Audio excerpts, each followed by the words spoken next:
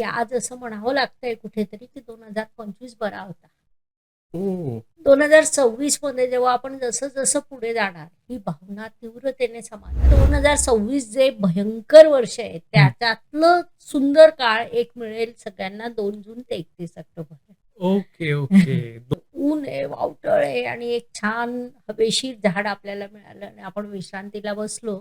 तसं ते 2 जून ते 31 ऑक्टोबर. ते नैसर्गिक आपत्ती हं. आहे. युद्धजन्य परिस्थिती आहे. ॲक्सिडेंट्स आहेत. मीडिया सेक्टरमध्ये प्रचंड मोठा बदल होईल. प्रत्येक राशीला आपण पर्टिक्युलर उपाय देऊ. त्यांच्या आयुष्यात प्रेम निर्माण व्हावं, स्थैर्य निर्माण व्हावं, ओके. विचारांमध्ये सकारात्मकता व्हावी, आर्थिक प्रगती व्हावी. हां.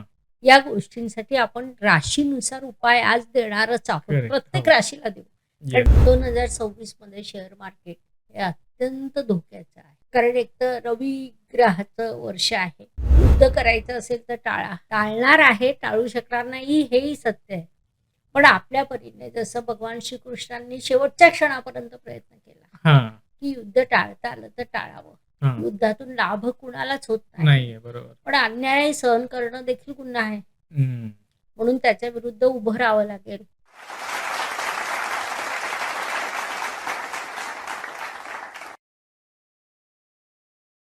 नमस्कार. मी गणेश कुंभार आपल्या सगळ्यांचं स्वागत करतो गोष्ट फायद्याची आपल्या पॉडकास्टमध्ये. मंडळी, सुरुवातीच्या हायलाइट्समध्ये तुम्हाला कळलेलंच आहे की आजचा पॉडकास्ट आपला 2026चं भविष्य काय असणार आहे यावर आहे.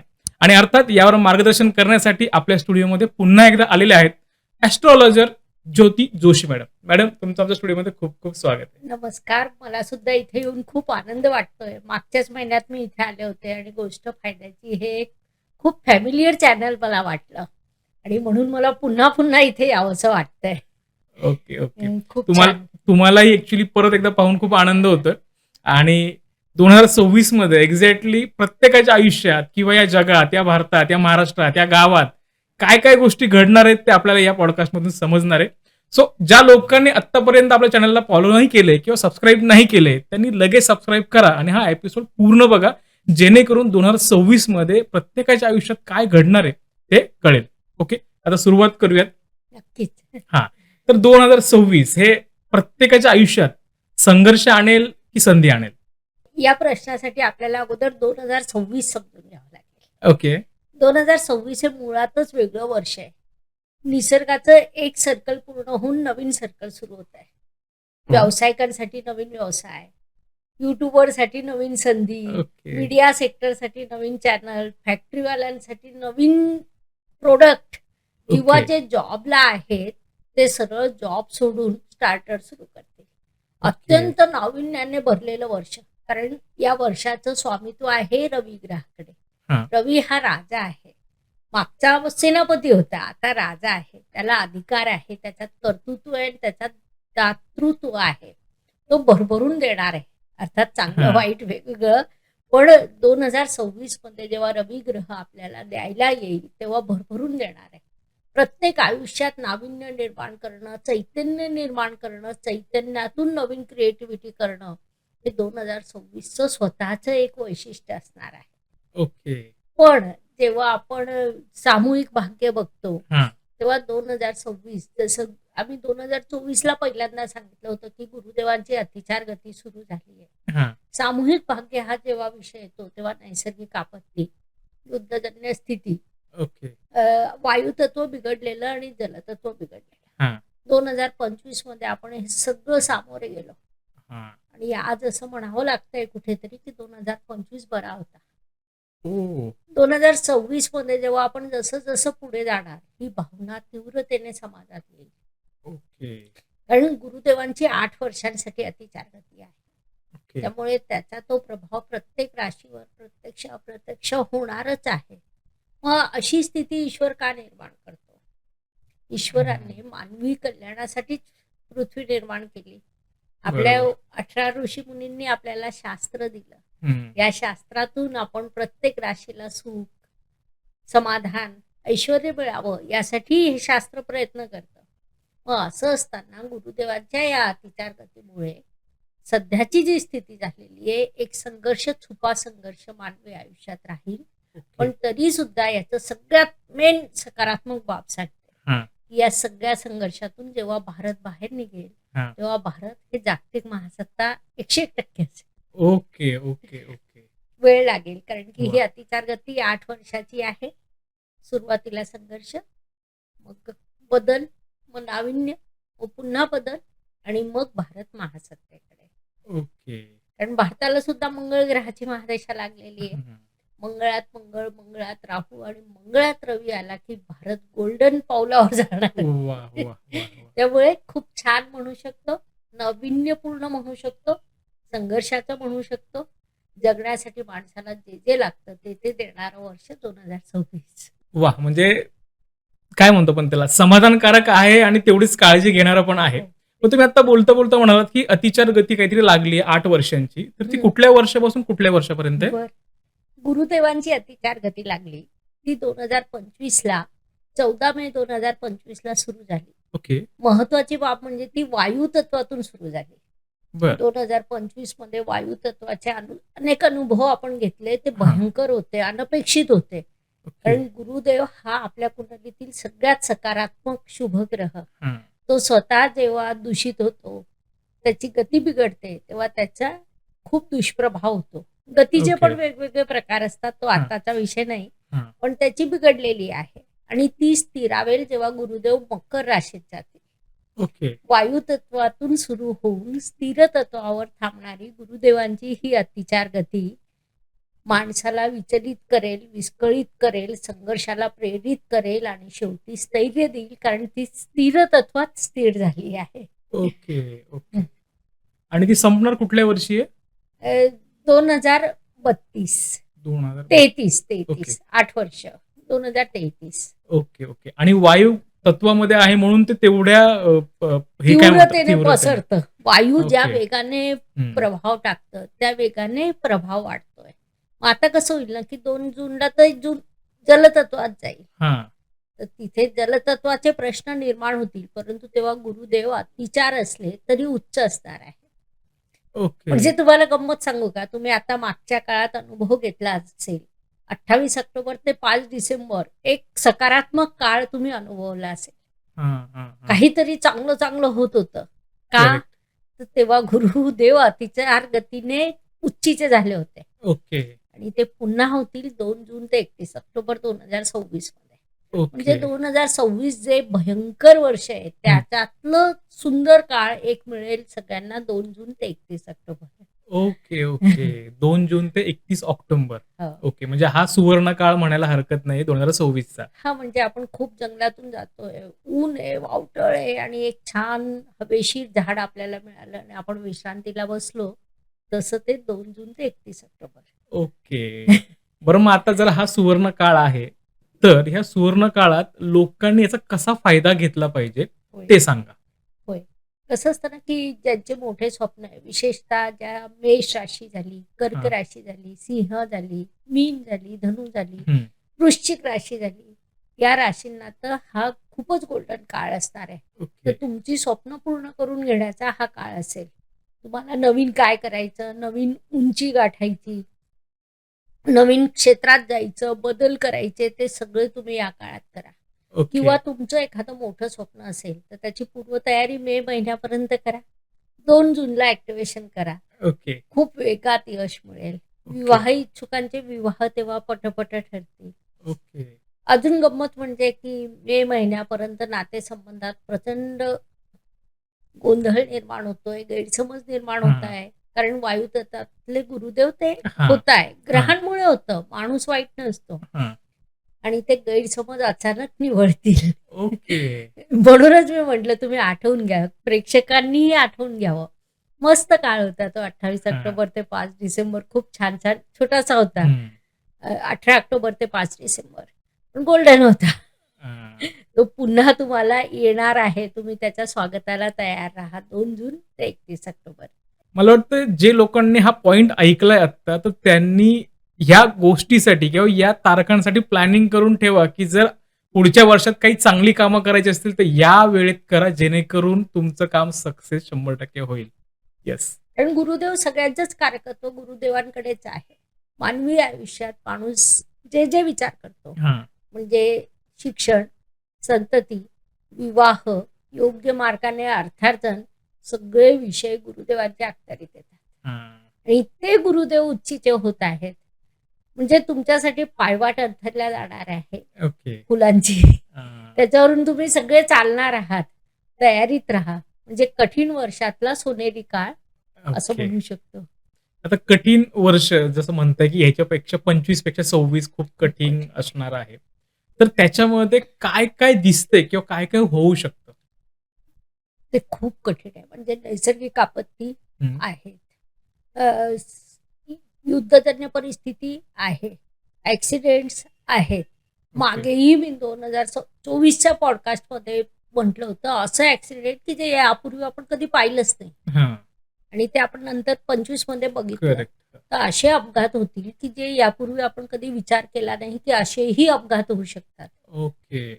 मीडिया सेक्टरमध्ये प्रचंड मोठा बदल होईल. म्हणजे आज आपण खूप चॅट जीटीपी एआय वर हां. खुश आहोत. हे आपल्याला बालिश वाटायला लागते. ओके. त्याचं व्यासपीठ 26 मध्ये निर्माण होईल. म्हणजे कसं असतं ना काही गोष्टी एका दिवसात नाही घडत. हां. टप्प्याटप्प्याने घडतात. करेक्ट. जसं युद्ध डायरेक्ट 26 मध्ये नाही होणार. हां. पण युद्धाचं व्यासपीठ 26 मध्ये निर्माण होऊन जाईल. ओके. आणि ते 25 पासून सुरू झालंय. ज्या हो. दिवशी म्हणजे आम्ही या तारखाच दिल्या होत्या. 29 मार्च 2025 ला शनिदेव जेव्हा मिनेत गेले. हां. मिनेचे स्वामी गुरुदेव 14 मे 2025 ला अतिचार गतीत गेले. 17 मे ला राहू सारखा ग्रह कुंभेत जाऊन हं. उच्चीचा झाला. हं. या सगळ्या स्थितीमध्ये हे टप्प्याटप्प्याने तेव्हापासून घडतंय. 25 मध्ये पण आपण हे तीव्रतेने मार्च पासून बघितलं. हां. 26 मध्ये हे सुरुवातीचे 6 महिने थोडं अधिक घडतील. मग मधले 4 महिने थोडा सौम्यता येईल. 31 ऑक्टोबर पर्यंत. मग पुन्हा गुरुदेव जेव्हा सिंह राशीत जातील तेव्हा त्याला एक तीव्रता पुन्हा निर्माण होईल. ओके. नसलेले इगो निर्माण होणं, माणसाची सचद विवेक बुद्धी कमी होणं, अयोग्य दिशेने वाटचाल असं सगळा तो प्रभाव आहे. त्याला ओके. आपल्याला सामोरं जावं लागेल. जसं तुम्ही आता म्हणाल की चॅट जीपीटी आणि एआय आता सध्या ट्रेंडिंगला आहे. सगळे लोक त्याच्यावरती आहेत. त्यांनी वळतायत. लोकांच्या नोकऱ्या घालवल्यात इतपत सगळं आहे. पण तुम्ही म्हणताय ते बालिश वाटायला लागेल. सो एक्झॅक्टली काय क्रांती होणार आणि भारताचा याच्यात नंबर कुठे असणार आहे? याच्यात सगळ्यात टॉप नंबर भारताचाच असणार आहे. ओके. आणि एक गंमत सांगते की आता एआय ने नोकऱ्या घालवल्या. हं. त्याचं जे नवीन व्हर्जन येईल ते नोकऱ्या निर्माण करेल. ओके. कारण शेवटी मानवी शक्ती हं. ही सगळ्यात महत्वाची असते. आणि बरोबर. ही जी शक्ती भारतात आहे, भारताच्या यंग जनरेशन मध्ये आहे आणि भारताच्या बुद्धिमत्तेत आहे. हां. भारताच्या मूळ संस्कारात आहे. जमिनीत पाळमुळं रोवलेली आहे. म्हणजे तुम्ही मार्क केला असेल गेल्या काही वर्षात योगाचं महत्व वाढलं. हो. नक्कीच. योग कुठून निर्माण झाला? ऑब्व्हियसली भारतातूनच. त्याच्यानंतर आयुर्वेदाचं महत्व हां. वाढलं आणि बरोबर. ज्योतिषशास्त्राचं महत्व वाढलं. करेक्ट. कारण हे सगळे एकाच वेळी एकाच काळात आपल्या 18 ऋषीमुनींनी निर्माण केलेलं शास्त्र आहे तिघं. हां. आणि आज विश्वाची ही गरज आहे. करेक्ट. जी व्यक्ती या 3 शास्त्रांना फॉलो करेल ती कितीही संकटातून उभरून बाहेर येईल, प्रगती करेल, यशस्वी होईल, सुखाने जगेल. वाह! आणि म्हणून आम्ही उपाय सांगताना ह्याच गोष्टींचा विचार करतोय. हां. ही उपाय असे असावे जे आपल्या ग्रंथातील आहे, बरोबर. जे आपल्यासोबत समाजाचं भलं करतील, आपल्याला उत्तम विचारसरणी देतील, उत्तम आचारसरणी देतील. आचार बदलले की तुम्ही लखपती करोडपती व्हायला वेळ नाही लागत. बरोबर आहे. बरोबर आहे. म्हणजे ठीक आहे तसा उद्देश ठेवू हां. नका, पण एवढं सोपं आहे ते. करेक्ट. तर हे सगळं आपण उपायांच्या माध्यमातून अर्थात राशीनुसार प्रत्येक राशीला आपण पर्टिक्युलर उपाय देऊ की त्यांच्या आयुष्यात प्रेम निर्माण व्हावं, स्थैर्य निर्माण व्हावं, ओके. विचारांमध्ये सकारात्मकता व्हावी, आर्थिक प्रगती व्हावी. हां. या गोष्टींसाठी आपण राशीनुसार उपाय आज देणारच आहोत. Correct. प्रत्येक हो. राशीला देऊ. कारण येस. ते खूप गरजही आहे, महत्वही आहे. बरोबर आहे. आणि यासोबत आपल्या देशासाठी सुद्धा आपण मंत्र जाप करू. वाह! नक्कीच, नक्कीच. होय. मॅडमनी सांगितले की पुढे काय होणार आहे त्यामुळे थांबा, कुठेही जाऊ नका. शेवटी आपल्याला ते पाहायचंय. आता एक वेगळा प्रश्न असा मनात येतोय की सध्या महाराष्ट्रात किंवा भारतात बऱ्याच ठिकाणी असं पाहायला मिळतंय की बिबटे हल्ला करतायत. म्हणजे ज्या गावामध्ये कधी बिबटे बघितले नव्हते, अशा ठिकाणी 1-1, 2-2, 4-4 पाहायला मिळतायत. सो हे अचानक कसं काय झालं? ह्याविषयी आपल्याकडे काही उत्तर आहे का? सी हे वेगळं नाहीये. हे 2025 मध्ये जे घडणार होतं त्यातील एक पार्ट आहे. ओके. कारण की आता सुद्धा आपण 5 मिनिटापूर्वी बोललो की अशा घटना घडतील की ज्यांचा आपण कधी विचारच केलेला नव्हता. हां. 2025 हे तेच वर्ष होतं. हे ओके. लवकर थांबेल का? तर नाही. अजून हा विषय थोडा मोठा होणार आहे. अजून वेगवेगळं स्वरूप येणार आहे. ते आपण किती संवेदनशीलतेने, किती योग्य पद्धतीने तो प्रश्न सोडवतो, याच्यावर त्याची दिशा ठरणार आहे. कारण ईश्वर सुद्धा माणसाची परीक्षा घेत असतो. हां. हां, ओके. माणूस स्वकेंद्रित झालेला आहे. म्हणजे तुम्ही जर पाहिलं असेल 2000 साल सुरू झालं, त्याच्यानंतर जे बालक जन्माला आलं, तर त्यांच्या बाबतीत काय झालं, की 2च्या समोर 0 आला. 2 म्हणजे संवेदनशीलता. करेक्ट. तर ब्रह्मांडाची ऊर्जा 10 पटीने वाढून त्यांच्यात आली. ती इमोशनल होती. ओके. मग याच्यात काही लोकं स्वकेंद्रित झाले, काही लोकं म्हणजे जे स्वकेंद्रित झाले ते 10 पट स्वकेंद्रित झाले हां. आणि जे ब्रॉड माइंडेड झाले ते 10 पट ब्रॉड माइंडेड झाले. हां. तर हे सगळं गेल्या काही आता ही जनरेशन जसं ऍक्टिव्ह होईल, हां. तसं समाजाची जी मानसिकता आहे, आजही छोटंसं काही झालं की अगोदर भांडायला उभं राहणं, हो, हो. मोर्चाला उभं राहणं, स्थैर्य, शांतता यापेक्षा मी आणि मलावर कॉन्सन्ट्रेशन या पिढीचं जाणवत आहे. ओके. हां. अख्खी पिढी तशी आहे का? तर नाही. हां. कारण की 2च्या शेजारी आलेला 0 दोन्ही स्वभाव ब्रॉड देतोय. ओके. प्रेम असेल तर खूप ब्रॉड, राग असेल तर खूप ब्रॉड, संताप असेल तर खूप ब्रॉड, युद्ध करायला तयार. हां. ही एक वेगळी मानसिकता या पिढीमध्ये येते. जसं तुम्ही आता म्हणालात, की सगळीकडे राग, वैताग, भांडणं हे सगळं सुरू आहे. तसंच मला रिलेशनशिपबद्दल विचारायचंय, की आत्तापर्यंत बघत आलो, की डिव्होर्सचं प्रमाण अगोदर कमी होतं, आता प्रचंड वाढलंय आत्ता. तर 2026 मध्ये त्याची तीव्रता जास्त होईल की कमी होईल? हो. रिलेशनशिप हा अत्यंत महत्त्वाचा विषय आहे. तुमच्या कुटुंबात सौख्य असेल, प्रेम असेल, आनंद असेल तर तुम्ही यशस्वी होता. हां. आणि कुटुंबात वाद असेल तर बाह्य पातळीवर यशस्वी होणं काय साधं जगणं कठीण होतं. हो.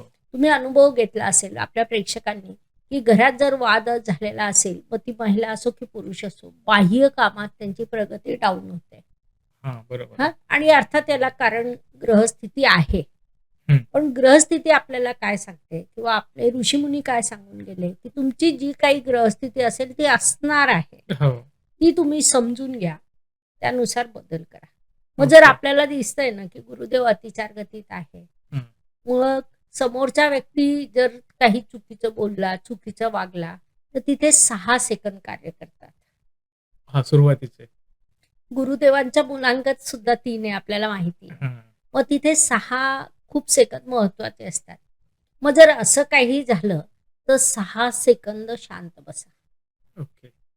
हां, तुम्ही 6 सेकंद शांत बसा, मग रिप्लाय द्या आणि तुमच्या जोडीदाराने तेव्हा 12 सेकंद शांत बसणं गरजेचं आहे. ओके. बघा, आपल्या संस्कृतीने काय शिकवलंय, समोरच्याने आपल्याला काही दिलं, की आपण दुप्पट करून परत द्यायचं. हां, बरोबर. हां, मग पहिल्यांदा ज्याने 6 सेकंद स्टॉप घेतला, त्याच्या जोडीदाराने 12 सेकंद स्टॉप करायचं.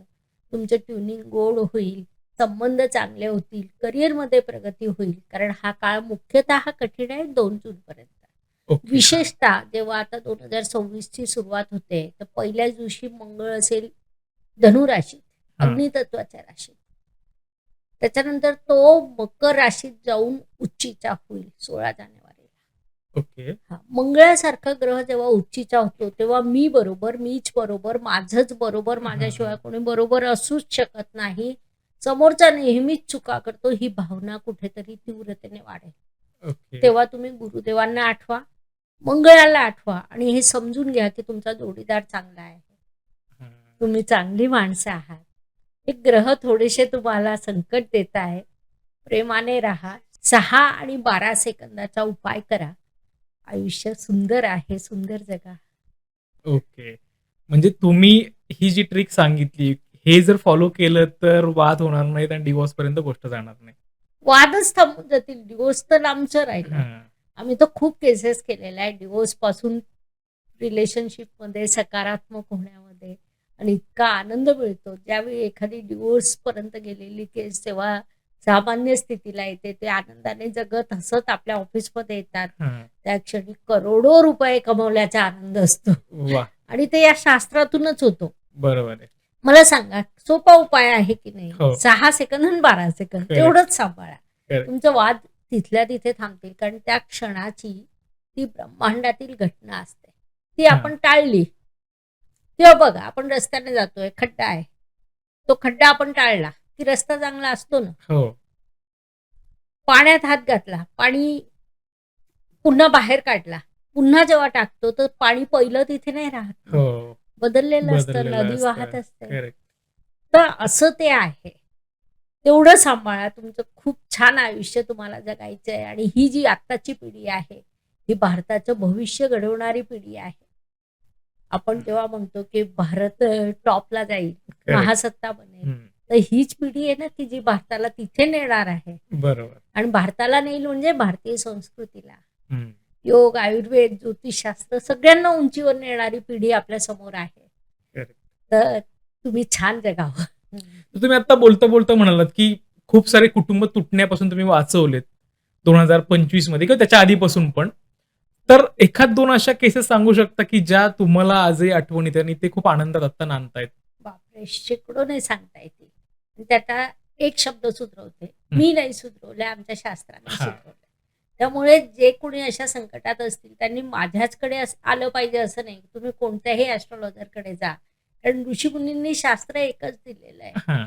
काय होतं ना, जेव्हा एखादं जोडपं असतं तर त्यांना घरात आज पहिली एकत्र कुटुंब व्यवस्था नाहीये. हां.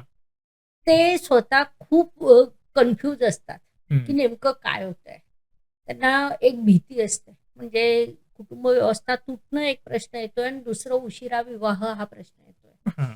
त्यांच्या मनात इतकी भीती दाटलेली असते की आपण लग्न केलं, फसलो गेलो, संसार तुटला तर काय? किंबहुना जे घटस्फोटाकडे जाताय ते खूप आनंदाने जाताय का? तर अजिबात नाही. हं. जेव्हा ते भांडायला उभे राहतात तेव्हा म्हणतात मला तुझी गरज नाही आणि मला तुझी गरज नाही. आमच्या ऑफिसमध्ये असं चालू होतं जोडपं. दोघं जण छानपैकी म्हणत होते मला तुझी अजिबात गरज नाही. हां. दोघं बोलत होते. मी हां. समोर बसली होती. मी शांतपणे हसली. म्हणे काय झालं? म्हटलं आता तुमचं जे म्हणणं आहे ते 180 मध्ये विरुद्ध आहे. तुम्हीच तुम्हाला तपासा. हं. तुम्ही जितक्या जोरात बोलताय की मला तुझी गरज नाही, तितक्या जोरात तुम्हाला समोरच्याची गरज वाटते. ओके. हे सत्य आहे. हं. ते एकदम स्टॉप झाले. मग त्याच्यानंतर कसं असतं ना, आपल्या ग्रंथांचे उपाय, शास्त्राचे उपाय, मंत्रांचे उपाय, दानचे उपाय, हं. जिथे जिथे दोघांच्या पत्रिकेत अडथळे आहेत, हं. वास्तूचे उपाय, पलंगाखाली अख्ख्या जगाचा पसारा ठेवाल, तुमचं रिलेशनशिप डेव्हलप कशी होणार? हां. रिलेशनशिप डेव्हलप होण्यासाठी आपण निसर्गाच्या सानिध्यात जातो, हवा बदल Correct. करतो. तर वास्तू सुद्धा तिथे प्रभाव करते. हां. तर अशा छोट्या-छोट्या गोष्टी म्हणजे वास्तूचे उपाय तर आम्ही पत्रिकेतून काय होतं ना, आपली जी पत्रिका असते, हां. ती आणि आपली वास्तू याच्यात प्रचंड साम्य असतं. हां. तर पत्रिकेतच आम्हाला दिसतं, की समोरच्याच्या वास्तूत काय प्रॉब्लेम आहे. ओके. म्हणजे ते ऋषींनी एवढं सोपं करून ठेवलंय. मग त्यांना सांगायचं, तुम्ही ना तुमच्या पश्चिमेला मोठ्या-मोठ्या खिडक्या उघड्या पडलेल्या आहेत, त्याला पिवळे पडदे लावून टाका. ओके. ते लावतात. त्यांच्यातील वाद कमी होऊन जातात. ओके. तर असे खूप छान उपाय आहे. वास्तुशास्त्राने आहे, ज्योतिषशास्त्राने आहे, केपीने आहे, अंक न्यूमरॉलॉजीने आहे. कोणत्याही मार्गांचा वापर करा. तुमच्यातला एकोपा वाढवा, प्रेम वाढवा. प्रेम वाढवण्याचा सोपा मंत्र आहे. तुम्हाला सगळ्यांना नल दमयंतीची कथा माहिती असेल. हां, हां. नल राजा विसरून जातो दमयंतीचं प्रेम. ते प्रेम पुन्हा जागवण्यासाठी. बघा तुमच्या प्रत्येक जोडीमध्ये प्रत्येकाचे काहीतरी सुखद क्षण असतात. हो. होतं काय ना, की आपण दुःखद क्षण आठवतो. सुखद विसरून जातो. बरोबर. मग तो मंत्र आहे. त्या मंत्राने सुखद क्षण आठवायला लागतात. ओके. हां, पण इथे आपल्याला ते दोघं भेटले पाहिजे. कधी-कधी काय होतं एकच जण येतो, की मला विवाह टिकवायचा आहे. हां. एका हाताने टाळी वाजवणं जरा अधिक कठीण असतं. करेक्ट. समोरच्याची इच्छा महत्वाची असते. जर त्याने सुद्धा सहकार्य केलं, दोघांनी हे मंत्र जर सोबत म्हटलं, तर दोघं एकमेकांना सकारात्मक दृष्टीने पाहू लागतात. हां. परिस्थिती वाईट नसते, माणूस वाईट नसतो, दृष्टी बदललेली असते. ओके. आता आपण परत आपल्या मेन मुद्द्याकडे येऊयात. होय. आता 2026 मध्ये सगळ्यांच्या डोक्यात एक ताण आहे, एक जबाबदारी मोठी प्रत्येकाने स्वतःहून ती करून घेतलेली. अर्थात कर्ज आणि ईएमआय म्हणजे आर्थिक ताण हा जो आहे हा 2026 मध्ये वाढेल की कमी होईल? हे ना राशीनुसार बदल होतो. काही बर. राशी 2026 मध्ये प्रचंड पैसा कमावणार आहे. ओके. आर्थिकदृष्ट्या स्टेबल असणार आहे. मग त्यात अगदी पहिली तुमची मेष रास झाली, हा. वृषभ रास झाली, तूळ झाली, धनु झाली. त्या राशी खूप पैसा कमावणार आहे. सिंह ओके. रास झाली. मग काय होतं ना, की तुम्ही कमावलेला पैसा कसा गुंतवता हा. याच्यावर ते अवलंबून असतं. गुंतवणूक तुमची योग्य असावी, अयोग्य खर्च नसावे. जसं आम्ही रिलेशनशिप्समध्ये सांगतो, तसं खर्चामध्ये सुद्धा सांगतो, हं. की जेव्हा आपण खर्च करतो, एखादी वस्तू घ्यायची असली, ती घेतो. हं. वस्तू घरात येते, त्याच्यानंतर तिची किंमत जवळपास शून्य शून्य असते. होता. बरोबर. आणि त्याचबरोबर वस्तू जेव्हा घरात अशा येतात, तेव्हा वस्तू सोबत वास्तुदोष वाढतो. हा. मग आम्ही काय सांगतो, की तुम्ही योग्य गुंतवणूक करा, योग्य ठिकाणी करा, विचारपूर्वक करा. ही जर तुम्ही केली, त्यासाठी सुद्धा मंत्र आहेत. ओके. ओके. की आपल्याला लक्ष्मी जी आलेली आहे, हा. ती लक्ष्मी आपल्याकडे आनंदाने राहावी. हा. ओम महालक्ष्मी नमः असा सोपा मंत्र आहे. ओके. गुंतवणूक करताना तुमची तिजोरी उत्तरेकडे उघडली पाहिजे. ती उत्तर दिशेला तिजोरी अजिबात ठेवू नका. योग्य गुंतवणूक करा, तुमचा पैसा वाढणार आहे. ओके. कितीही संकट आली तरी या काळात पैसा अर्निंगची साधनं वाढणार आहेत. ओके. म्हणजे कोणतीच गोष्ट 100% नकारात्मक हा. नसते. काहीतरी इनडायरेक्ट डायरेक्ट फायदा असतो. संधी शोधावी लागते. बरोबर. ती या राशींना मिळणार आहे. आणि ती शोधून जेव्हा तुमच्याकडे पैसे येतील, तेव्हा योग्य गुंतवणूक करा, समृद्ध व्हा. ओके. 2000 आर्थिकदृष्ट्या चांगलं आहे. ओके. ओके. ओके. बरं, आता मला एक सांगा, की घर खरेदी किंवा जागा किंवा शेती ही घेण्यासाठी कुठला काळ चांगला आहे 2026 मध्ये? 2 जून ते 31 ऑक्टोबर. हा. गुरुदेव कर्क राशीत असतील, उच्चीचे असतील. हा. त्याशिवाय भूमिकारक आपण म्हणतो मंगळ ग्रहाला. हं. तर 2026च्या सुरुवातीलाच मंगळ ग्रह धनु राशीत आहे, की जी चांगली रास मानल्या हं. जाते अग्नितत्वाची, आणि त्याच्यानंतर तो मकर राशीत असेल. पण काय होतं ना, की जेव्हा मंगळ उच्चीचा असतो, तेव्हा मंगळ हा विचार करत नाही, कृती करतो. हा. त्यामुळे योग खूप प्रबळ निर्माण होतील. भूमी घेता येईल, फ्लॅट घेता येतील. पण 2 वेळा विचार करा. कारण मंगळ काय करतो, अगोदर कृती आणि मग विचार. हा. मग तिथे तो संधी निर्माण करणार आहे तुम्हाला. ओके. तुम्ही अगोदर विचार करा. ओके. विचार करा, 4 लोकांचा सल्ला घ्या, संपूर्ण माहिती घ्या, मग गुंतवणूक करा. कारण की मंगळ उच्चीचा आहे म्हणजे तो देईल. पण हा. असं प्रश्न. मग त्यातल्या त्यात कसं असतं ना, जेव्हा गुरुदेव सकारात्मक झाले, की तेव्हा माणसाची विचारसरणी सकारात्मक झालेली असते. हा. शांततेने, समजूतदारीने निर्णय घेण्याची कॅपॅसिटी वाढलेली असते. हा. त्या काळात निर्णय घेणं अधिक योग्य. ओके. ओके. समजा आता 2025 मध्ये किंवा त्या अगोदर पण काही लोकांची कामं अडकलेली असतील, तर ती अडकलेली कामं 2026 मध्ये पूर्ण होतील का? होय. नक्कीच होतील. कारण मागच्या वर्षात 2025 मध्ये अनेक ग्रह असे होते, की कामं अडकत होती. 2026 हे मुळातच परिवर्तनाचं वर्ष आहे. हं. त्यामुळे न होणारी कामं पटकन होणं. आपल्या याच्यात 9 ग्रह आहे. हं. त्यापैकी 8 ग्रह 2026 मध्ये राशी परिवर्तन करणार आहे. ओके. एकमेव शनिदेव स्थिर राहतील. ओके. त्यामुळे न होणारी कामं होणं, अडकलेला पैसा येणं. कारण शनिदेव हे स्थिरत्व देतात. हं. तर ते तिथेच स्थैर्य देतील. अडकलेला ओके. पैसा निसर्ग कुंडलीच्या लाभस्थानाचे अधिपती येते. ओके. त्यामुळे ते तुम्हाला पैसा प्राप्त करून देतील. हां. तर ही संधी आहेच. आणि जेव्हा गुरुदेव सकारात्मक होतील, तेव्हा ही संधी तीव्रतेने वाढेल. आता आपण सगळ्यात महत्त्वाचं जॉब असतो तो म्हणजे सरकारी जॉब. खूप लोकं प्रयत्न करतात, मुलं प्रयत्न करतात. एम-पी-एस-सी असेल, यू-पी-एस-सी असेल किंवा बाकी इतर जॉब्स असतील.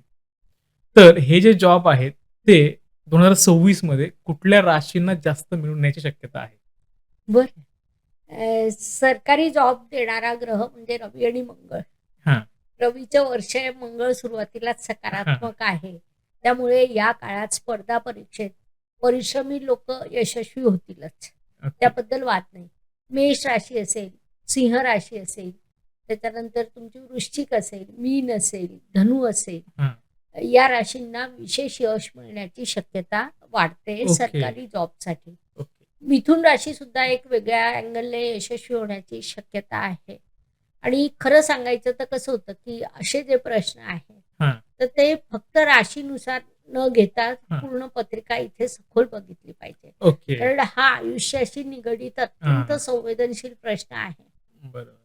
मग कसं होतं ना, त्या व्यक्तीच्या पत्रिकेतील उपचय स्थानं 3, 6, 10, 11, हां. रवी मंगळाची स्थिती, शनीचं सहयोग, गुरुची दिशा, असं सगळं पाहून आपण ओके. निर्णय सांगू शकतो. ओके. आणि आमच्याकडे असे अनेक लोक येतात.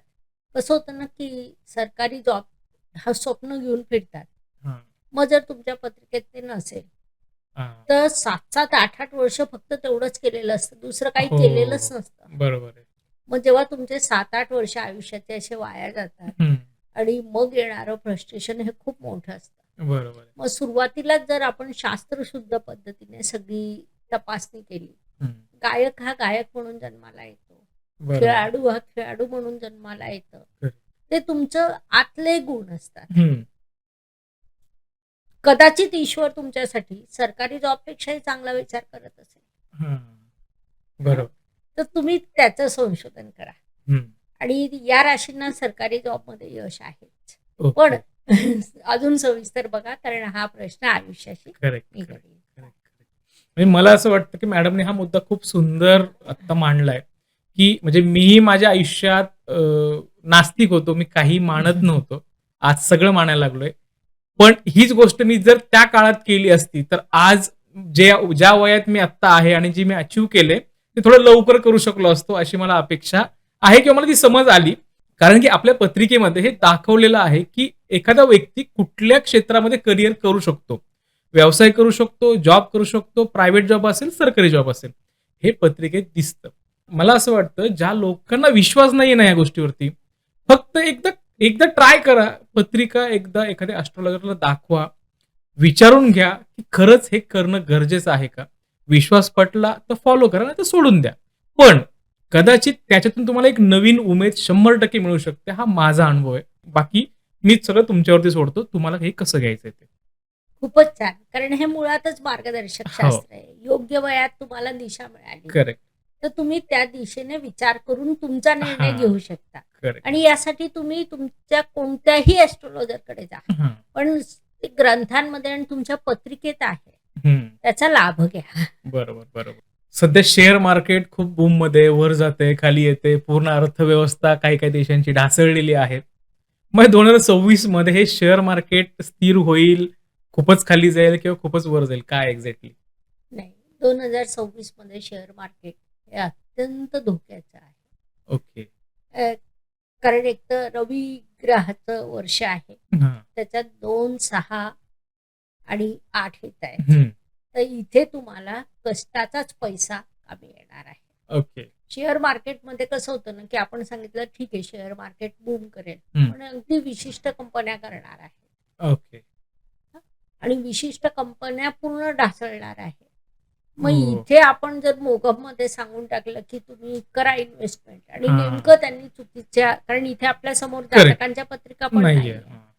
त्यांनी चुकीची इन्व्हेस्टमेंट केली तर होणारं नुकसान हे खूप मोठं असेल. हां. तर 2026 हे शेअर मार्केट संदर्भात जागरूक राहण्याचं, ओके. किंवा आपल्यालाच आश्चर्य वाटेल, की आपण आतापर्यंत जे विचार करत होतो ते तसं नव्हतं. भ्रम निर्माण होणं, भ्रमाचे हां. पडदे निर्माण होणं, दिशा चुकणं ही शक्यता आहे. ओके. म्हणून शेअर मार्केटमध्ये तुम्ही एक लिमिटेड अमाउंट तुमची करू हं. शकता इन्व्हेस्ट. कारण तसंही आपल्या शास्त्रातही सांगितलंय, की इन्व्हेस्ट एका ठिकाणी नका करू. हां.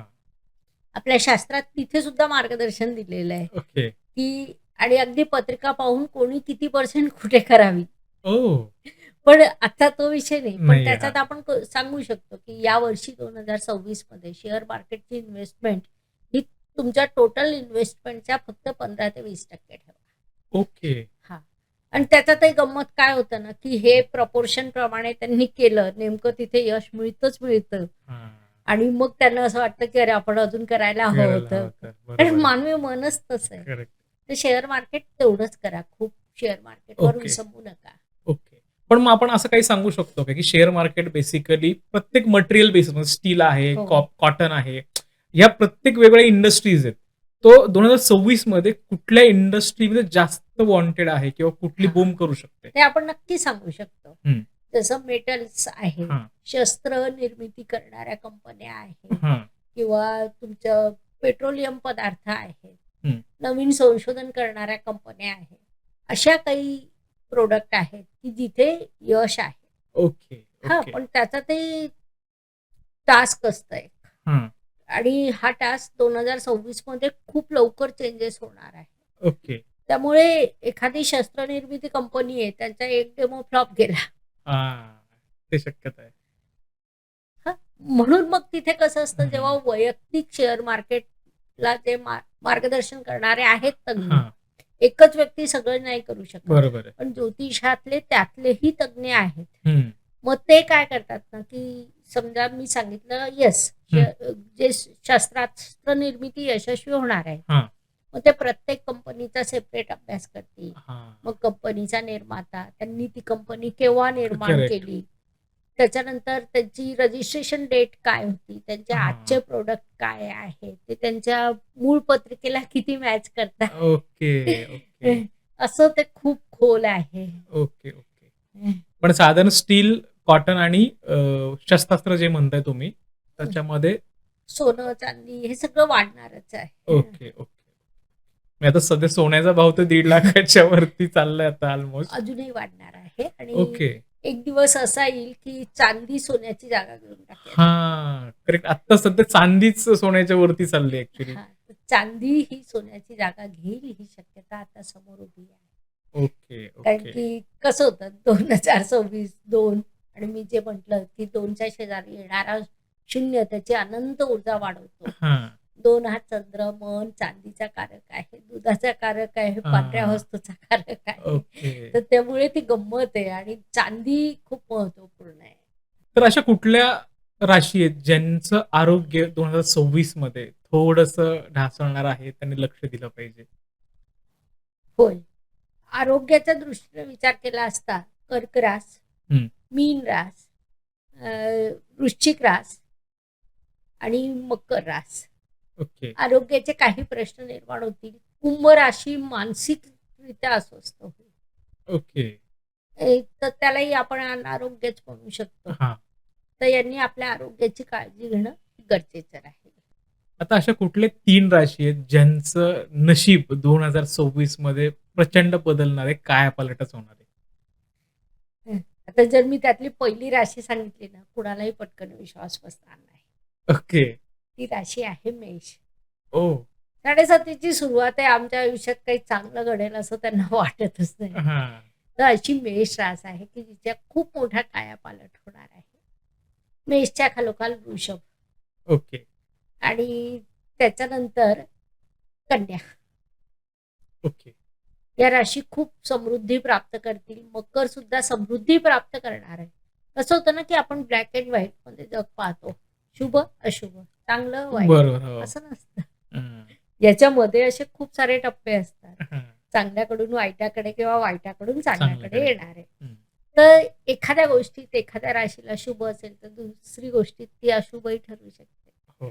जसं कुंभ राशीला मानसिक तणाव आहे, हं. पैसा कमवणार आहे, हं. कौटुंबिक अस्वास्थ्य आहे, करिअर ब्राईट आहे, ओके. वास्तुयोग आहे, असे परस्पर विरोधाभास असतात. हां, हां, हां. तर त्यामुळे त्या त्या राशीने जे चांगलं आहे त्याचा लाभ घ्यावा. ओके. जिथे संघर्ष आहे ते पुढच्या वर्षी करावा. 2026 मध्ये एखाद्या व्यक्तीच्या आयुष्यात किंवा सर्वसाधारण म्हणजे देशाचा जरी विचार आपण केला, तरी कुठले 2 असे मोठे निर्णय आहेत, ते टाळायला पाहिजेत? 2026 मध्ये कोणताही निर्णय 4 वेळा विचार करून घ्या. कारण ओके. ग्रहस्थिती जसं आपण बोलतोय, हं. गुरुदेवांची अतिचार गती किंवा मंगळाची हं. स्थिती, शनिदेवांची स्थिती निसर्ग कुंडलीच्या व्ययस्थानात आहे. हां. राहू प्रबळ झालेला आहे कुंभेचा. त्यामुळे निर्णयच विचारपूर्वक घ्या. आणि ओके. जेव्हा जेव्हा तुम्हाला राग येईल, संताप येईल, वाद करावा असं वाटेल, एखाद्याशी भांडावं असं वाटेल, नातं हं. तोडावं असं वाटेल, पार्टनरशिप तोडावीशी वाटेल, हं. नोकरी सोडावीशी वाटेल, हं. तेव्हा एकदा नव्हे दोनदा विचार करा. ओके. कारण की हे ग्रह तुम्हाला उद्युक्त करतील. हं. तर ह्या प्रश्नांमध्ये निर्णय घेताना खूप विचारपूर्वक घ्या. युद्ध करायचं असेल तर टाळा. बर. टाळणार आहे, टाळू शकणार नाही हेही सत्य आहे. पण आपल्या परीने जसं भगवान श्रीकृष्णांनी शेवटच्या क्षणापर्यंत प्रयत्न केला, हा. की युद्ध टाळता आलं तर टाळावं. हा. युद्धातून लाभ कुणालाच होत नाही. नाहीये, बरोबर. पण अन्याय सहन करणं देखील गुन्हा आहे. हम्म. म्हणून त्याच्या विरुद्ध उभं राहावं लागेल. भारताला असलेली मंगळाची महादशा, भारतही निर्णय घेईल, युद्धाला ओके. उभं राहील. भारत आता सहन करायच्या मनस्थितीत नाहीये. हा. त्यामुळे भारत उभा राहील, युद्ध करेल, पण याचा त्रास असतो, किंमत मोजावी लागते. हम्म. ती किंमत कमीत कमीत कशी मोजावी लागेल हा निर्णय घेणं आपल्या तिथल्या अधिकारी व्यक्तीच्या हातात असतं. हो, बरोबर आहे. बरोबर. जसं तुम्ही म्हणताय, की आता भारतालाही युद्ध करायची इच्छा नाही, पण युद्ध करावं लागेल. पण मग या सगळ्या गोष्टींमध्ये आर्थिक स्थिती जी आहे, भारताचं जे बजेट आपण म्हणतो, तर ते बजेट म्हणजे प्रत्येक वेळी ढासळतंय, काही ना काहीतरी प्रॉब्लेम्स चालू आहेत. तर 2026 मध्येही हे असंच राहील का काही वेगळं येणार आहे? नाही, युद्धजन्य स्थिती म्हटल्यावर बजेट ढासळणार आहे. हं. पण इथे कसं असतं ना, की जसं माझा एक 4-5 वर्षापूर्वी पण व्हिडिओ होता, हं. की डॉलर त्याचं अस्तित्व हरवेल. म्हणजे ओके. ठीक आहे, डॉलरची किंमत कमी होईल की जास्त होईल असं नाही. हां. परंतु व्हॅल्यू जी आहे ती रुपयाची वाढेल. ओके. हां, मग रुपयातून जसं मोदीजींनी स्वतंत्र व्यवहार सुरू केले, हां. की ज्याच्यातून रुपयाचं मूल्य वाढलं, हो. तर रुपयाचं मूल्य वाढेल. ओके. आणि वेगळ्या पद्धतीने जागतिक व्यवहार सुरू होतील. तिथे सोन्याचं महत्त्व खूप वाढणार आहे, चांदीचं महत्त्व वाढणार आहे. ओके. खर्च होतील आणि या खर्चातूनही काय असतं ना, की जर तुम्ही उत्पन्न चांगलं ठेवलं, हं. जे भारताच्या बाबतीत होणार आहे, हो, हो. तर त्यामुळे तुमची आर्थिक स्थिती पुन्हा प्रगतीकडे जाईल. Okay, okay. पण युद्ध झाल्यावर थोडं डाऊन होणं हे हो. आपण गृहीत धरायला हवं. पण असं काही दिसतंय का 2026 मध्ये, की भारतामध्ये नवीन-नवीन इंडस्ट्रीज येतायत, वेगवेगळ्या हे येतायत. प्रचंड मोठ्या सो आता भविष्यात कुठल्या इंडस्ट्री जास्त ग्रो होतील? जगातल्या मोठ्या मोठ्या कंपन्या भारतात येतील, मोठमोठ्या इंडस्ट्री उभ्या राहतील, नाविन्याचं वर्ष आहे. जसं आपलं पहिलंच वाक्य होतं आज, हां. की नवीन उद्योग उभे राहतील, करेक्ट. हां. लोक प्रचंड इन्व्हेस्टमेंट करतील आणि नवीन स्टार्टअप सुरू होतील. त्यामुळे व्यवसाय वृद्धी भारताची प्रचंड वाढणार आहे. आता ओके. जर आपण पाहिलं नाही इथे, तर भारताची कर्क रास वृषभ लग्न, ओके. आणि जेव्हा राशीचं कोणती रास प्रगती करेल, तर या राशी फिरून फिरून येत आहे अनेक बाबतीत, करेक्ट. विशेषतः आर्थिक बाबतीत. हां. कारण वृषभ रास जर आपण पाहिलं, तर वृषभ राशीच्या लाभस्थानात मीन रास येते, की हां. जिथे वृषभेचा राजयोगकारक ग्रह शनिदेव बसलेला आहे. ओके. हं, त्यामुळे आर्थिक प्राप्ती, धनप्राप्ती, कर्म वाढणं, कर्तृत्व वाढणं आहेच. त्याला ओके. पर्यायच नाही. आणि जर आपण कर्क राशीची जर पत्रिका पाहिली, तर 2 जूनला गुरुदेव राशीत येणार आहे. हां. त्याच्यानंतर एक मस्त काळ आहे, मला त्या तारखा आता ॲक्युरेट लक्षात नाही, पण सप्टेंबर, ऑक्टोबर आणि नोव्हेंबरचा पहिला आठवडा असा तो 2.5 महिना मिळणार ओके. आहे, की जेव्हा भारताच्या पत्रिकेत राशीतच, कर्क राशीत नीचभंग राजयोग तयार होईल. ओके. म्हणजे हा कसा असतो ना, की नीचभंग राजयोग म्हणजे तिथे राशी स्वामी असतील, अ, गुरु असतील आणि मंगळ असेल. ओके. मग इथे प्रचंड संघर्ष, मंगळ नीचीचा हां. आणि गुरु उच्चीचा. प्रचंड संघर्ष, त्यातून योग्य निर्णय आणि त्याच्यातून प्रचंड अर्थप्राप्ती, शैक्षणिक दृष्ट्या क्रिएटिव्हिटी, ओके. नवीन व्यवसाय, नवीन देशांशी डीलिंग, भाग्य समृद्ध होणं, देशातील प्रत्येक व्यक्ती समृद्ध होणं, वाह! लाभाचा पाऊस पडणं, ओके. हा विषय येतोय सप्टेंबर, ऑक्टोबर, नोव्हेंबरचा पहिला आठवडा. हा ओके. जो काळ आहे ना, तो भारताच्या पत्रिकेत दी गोल्डन आहे. वाह!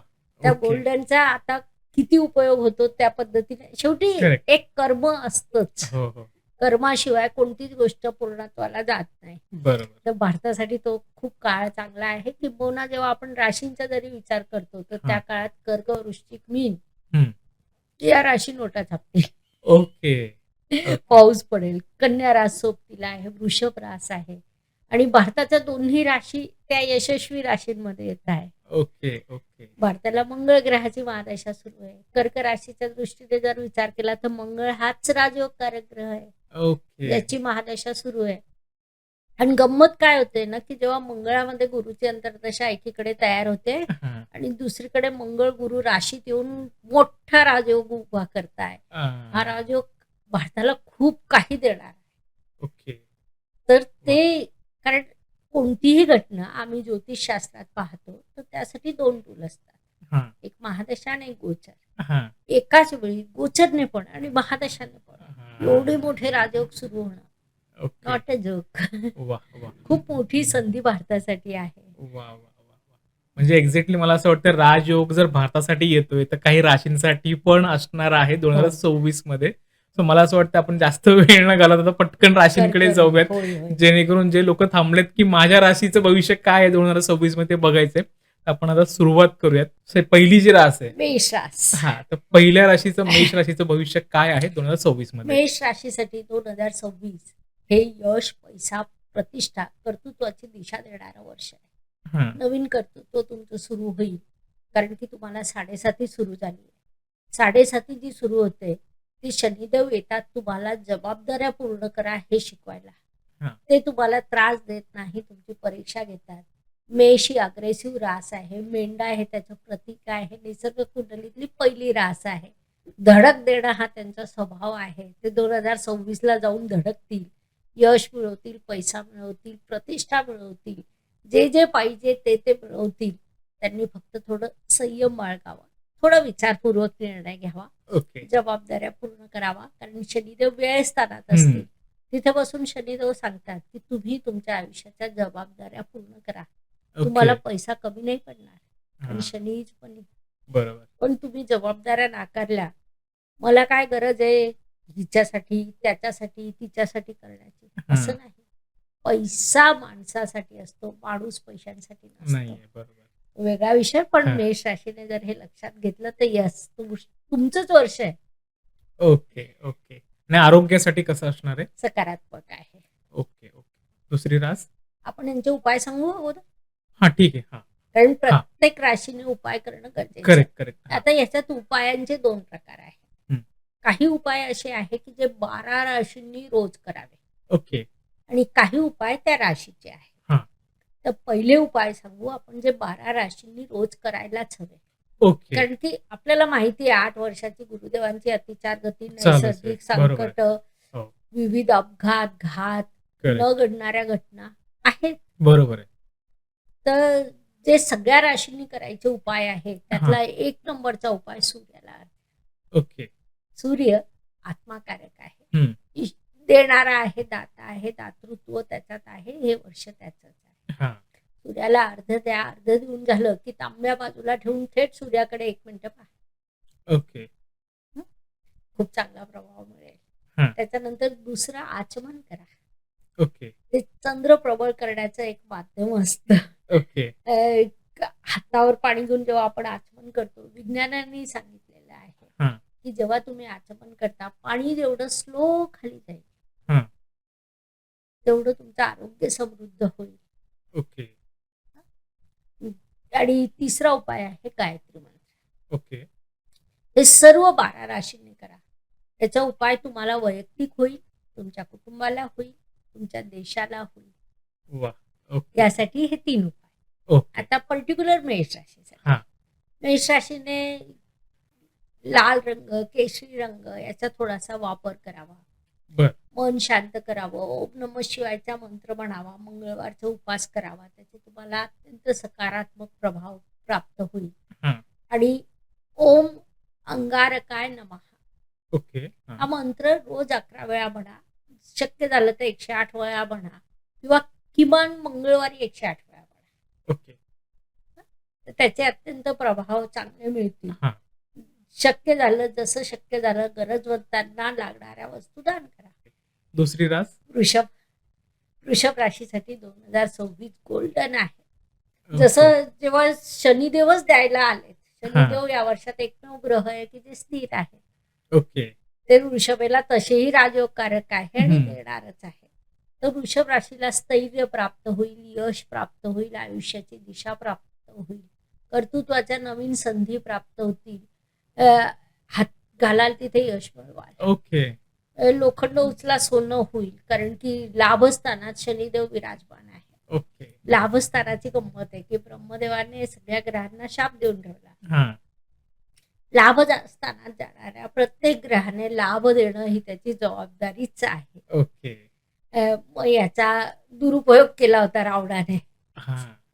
ही वेगळी गोष्ट. पण रावणाला जेव्हा मुलगा होणार होता, तेव्हा त्याने काय केलं, सगळ्या ग्रहांना उचललं आणि लाभस्थानात कैद केलं. ओके. मग असं जर झालं असतं तर त्याचा पुत्र अमरच झाला असता. बरोबर. हां. मग तो क्षण जवळ आला. शनिदेवांनी पाय बाहेर काढलं हां. आणि त्यामुळे तो त्या दुष्प्रभावातून ओह! वाचला. पण मूळ नियम असा होता. म्हणूनच तर आपण कुंभ राशीला महत्व देतो. ती हं. निसर्ग कुंडलीच्या लाभस्थानात येते. ओके. तिथे एकही ग्रह नीचीचा होत नाही. ओके. कारण लाभस्थान हे सगळ्यांचं रिस्पेक्ट करतं. हं. कुणालाच त्रास देत बरोबर. नाही. तर अशा लाभस्थानात शनिदेव विराजमान आहे. त्यामुळे ओके. वृषभ राशीसाठी अत्यंत उत्तम काळ आहे. गुरुचं गोचर जर तुम्ही म्हणाल तर होतं काय ना, की 2 जूनला गुरु जेव्हा वृषभेच्या तृतीय स्थानात जाईल, हां. तेव्हा शनी आणि गुरु नवपंचम योग होईल. ओके. आता एखादा व्यक्ती चांगलं काम करतोय, तुम्हाला भरभरून देतोय, अशा व्यक्तीवर अजून गुरूंची दृष्टी गेली हां. तर चारो उंगली घी पे, करेक्ट. हां. अशी वृषभ राशीची स्थिती आहे. आणि वृषभचा संबंध आपल्या देशाशी पण आहे. देशाचा लग्न रास वृषभ आहे. ओके. त्यामुळे आपल्या देशालाही उत्तम आहे. ओके. उपायांच्या दृष्टीने पहिले 3 उपाय कंपल्सरी हां. ते करा. आणि ओम शुक्राय नमः किंवा ओम द्राम द्रीम द्रोम सह शुक्राय नमः या ओके. मंत्राचा जप करा. हिरवे कपडे परिधान करा. ते तुम्हाला लाभदायक राहील. महिला वर्गाचा सन्मान करा. चुकीचा शब्द वापरू नका. ओके. भाचे कंपनी, भाची कंपनी यांना लहान मोठे गिफ्ट द्या. ओके. हे उपाय खूप उपयुक्त राहतील. ओके. तिसरी रास? मिथुन रास, वायू तत्वाची रास, अत्यंत बुद्धिमान रास. मिथुन राशीची व्यक्ती तुमच्या आजूबाजूला जर असेल तर तुम्ही बोरिंग हा शब्द विसरून जावा. ओके. नवनिर्मिती करणं, चैतन्य निर्माण करणं हे या राशीला कला अवगत आहे. ओके. कितीही वातावरण कठीण असेल आणि या राशीची व्यक्ती आली, ती आनंद निर्माण करते. ओके. मिथुन राशीसाठी 2026 हे उत्तम आहे. म्हणजे वर्षाची सुरुवातच या राशीला उत्तम आहे.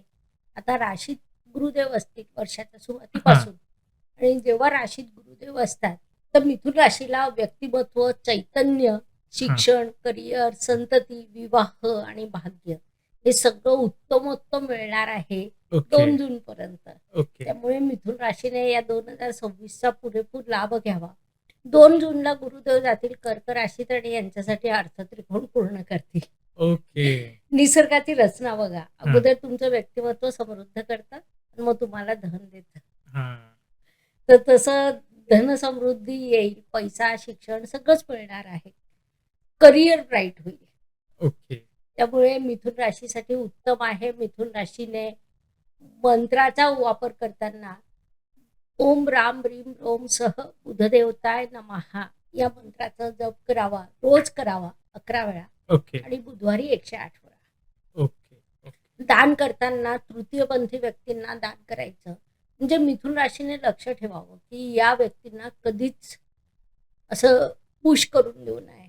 हां. समोरून व्यक्ती आला, 10 रुपये, 20 रुपये, व्हॉटएव्हर, तुम्हाला 5 रुपये जे काही द्यायचे ते हां. पटकन देऊन टाका.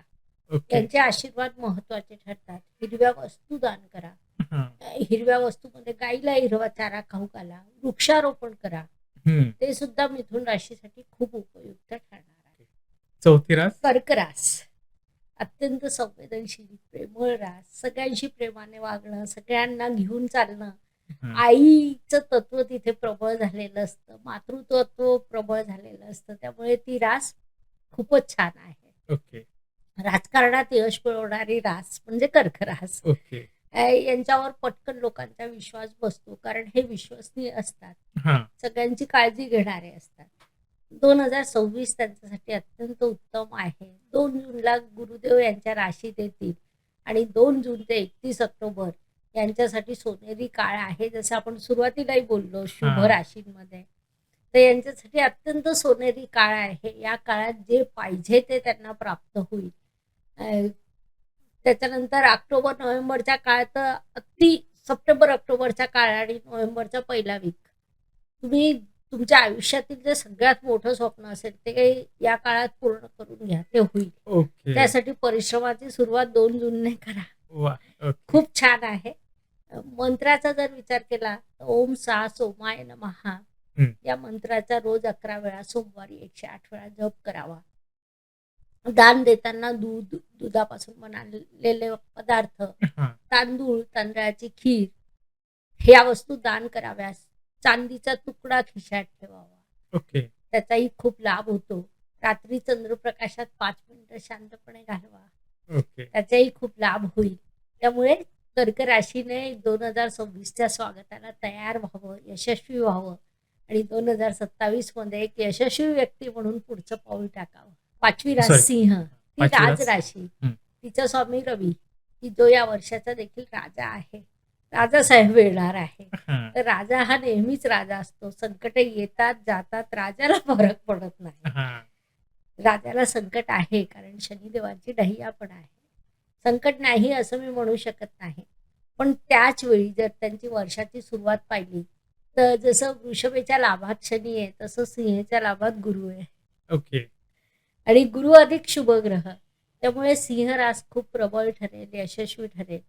त्याच्यानंतर 2 जूनला जेव्हा गुरुदेव कर्क राशीत म्हणजे सिंहच्या व्ययात जातील हा. तर व्ययस्थानात इतरांना इतर ग्रह त्रास देतात, पण सिंह राशीला गुरुदेव देत नाही. ओके.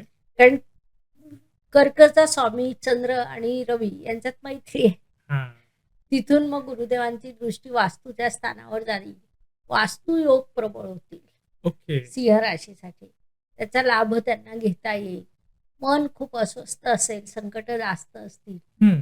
जसं मी सांगितलं, किती संकट आली तरी तुम्ही राजा आहात, तुम्ही यशस्वी व्हाल. हा. पण संकट येणार आहे. ओके. ओके. 2026 मध्ये थोडा संघर्ष, खूप सारं यश, ओके. हे सिंह राशीचं सूत्र असेल. ओके. ओके. उपाय म्हणून जे 3 उपाय आपण दिलेले आहेत ते तुमच्यासाठी सगळ्या जगासाठी उपयुक्त आहेतच. सूर्याला अर्ध, आचमन, गायत्री मंत्र. त्याशिवाय सूर्यच तुमचा राशी स्वामी आहे. त्यामुळे अर्ध दिल्यावर थोडा अधिक वेळ सूर्यदेवांकडे बघा. सूर्यदेवाला तुमच्या मनातील स्वप्न सांगा, इच्छा सांगा. सूर्यदेव ते पूर्ण करतील, ते पिता आहेत.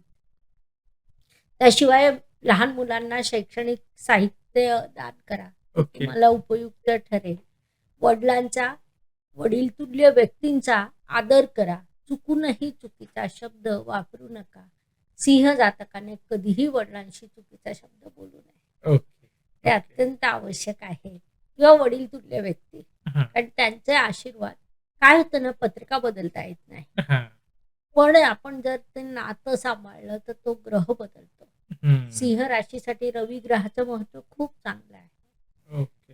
त्यामुळे सिंह राशीने हे सांभाळावं. ओके. ओके. 6वी रास. कन्या रास अत्यंत शिस्तबद्ध, नियोजनबद्ध, कार्यावर लक्ष केंद्रित असणारी, कन्या राशीवर एखादी जबाबदारी सोपवून द्यावी, ते काम परफेक्ट होईल. तिला मिस परफेक्शनिस्ट म्हणजे कन्या रास. ओके.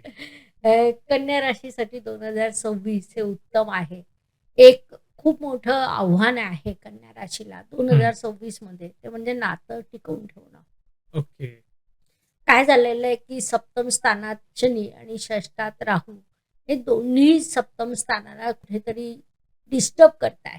ओके. त्यामुळे तुमच्या जोडीदाराचा इगो वाढणारच आहे, ते ओके. गृहीत धरा. आणि तुम्ही शांत राहा, ओके. कारण सहजीवन यालाच म्हणतात की हम्म. समोरचा जेव्हा कठीण परिस्थितीत आहे तर दुसरा जोडीदार त्याला सांभाळून घेतो. बरोबर. तर तुम्ही ठाम राहा, शांत राहा. बाकी करिअरमध्ये जर विचार केला तर कन्या राशी कितीही मोठ्या स्पर्धा असल्या तर यशस्वी होईल. ओके. स्पर्धक माघार घेतील, स्पर्धकांवर हे विजय मिळवतील, कठीणातलं कठीण काम सहज करून दाखवतील, ओके. शांततेने करून दाखवतील. हे कर्तृत्व यावर्षी कन्या राशीला आहे. कन्या राशीची वर्षाची सुरुवातच होते की कर्मस्थानात म्हणजे दशम स्थानात गुरुदेव असतील आणि ओके. 2 जूनला ते पोहोचतील लाभस्थानात. ओके. अगोदर कर्म करा, मग लाभ प्राप्त हा. करा. हा. त्यामुळे कन्या रास खूप छान आहे. त्यांनी 2026चा पूर्ण लाभ घ्यावा. ओके. उपायांच्या दृष्टीने जे 3 उपाय आपण दिलेले आहेत हां. ते करा. बुध ग्रह हा राशी स्वामी आहे. हं. शुक्र कन्या राशीसाठी अतिशय महत्वाचा ठरतो. त्यामुळे बुधदेव आणि शुक्राचे उपाय यांना फायदेशीर ठरतात. ओम राम रीम रोम सह बुधाय नमः हा मंत्र. हिरव्या रंगाचे कपडे साधारणपणे बुधवारी वगैरे वापर करायचे. हं. दान करायचं हिरव्या वस्तू, हिरव्या बांगड्या. तृतीयपंथी व्यक्तींना जास्तीत जास्त दान करायचं. दान करताना जर तुम्ही बुधवारी करू शकलात तर अधिक उत्तम. ओके. वर्षातून एकदा केव्हा तरी त्यांना एक पूर्ण आपण सेटही देऊ शकतो. म्हणजे साडी, ओके. ब्लाऊज पीस, बांगड्या, टिकल्या सगळं जरी आपण टोटल मारली तर खूप खर्चिक नाही होत. करेक्ट. हां. दान मोठंच केलं पाहिजे असं नाही. बरोबर. छोटं दान केलं तरी चालतं. ते मनापासून करा, श्रद्धेने करा. त्याचे खूप चांगले उपयोग. 7वी रास. धूळ रास, शुक्रदेवांची रास. राक्षस गुरु शुक्राचार्य हे या राशीचे स्वामी.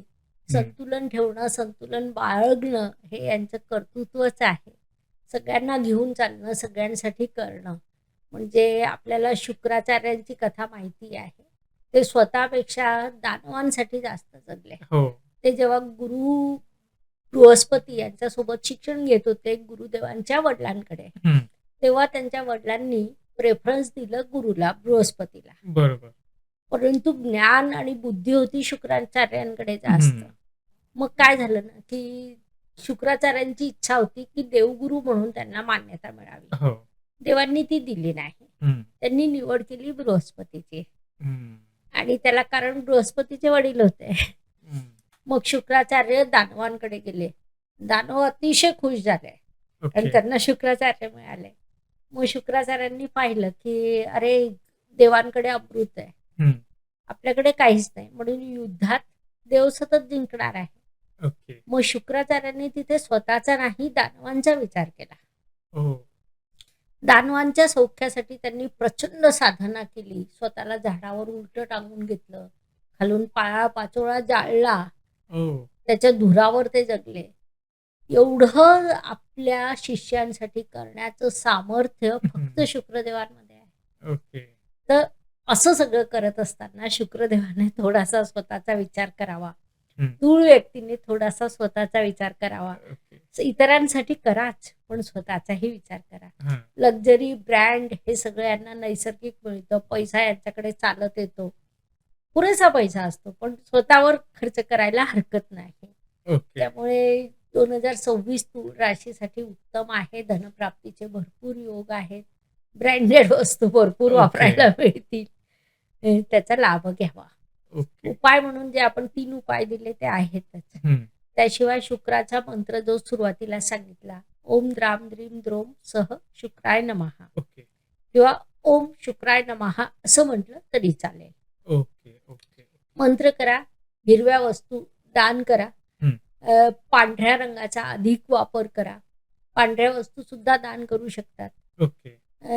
त्याशिवाय आई, बहीण, मावशी, काकू, मामी, बायको सगळ्यांशी सौजन्याने वागा. ओके.